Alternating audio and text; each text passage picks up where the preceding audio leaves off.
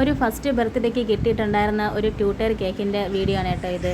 അപ്പം ഇത് വന്നിട്ട് ട്യൂട്ടറായിട്ട് ചെയ്യാനും അതുപോലെ തന്നെ 45 കിലോമീറ്റർ കൊണ്ട് കൊടുക്കാനും കൂടെ ചെയ്യണം.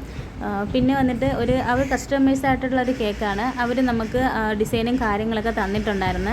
പക്ഷേ അവർ തന്ന കേക്കിനകത്ത് വന്നിട്ടുണ്ടായിരുന്നത് ഡാർക്ക് ബ്ലൂ ആയതുകൊണ്ട് തന്നെ ചെറിയ ലൈറ്റായിട്ടുള്ള ബ്ലൂ മതിയെന്ന് പറഞ്ഞിട്ടുണ്ടായിരുന്നു.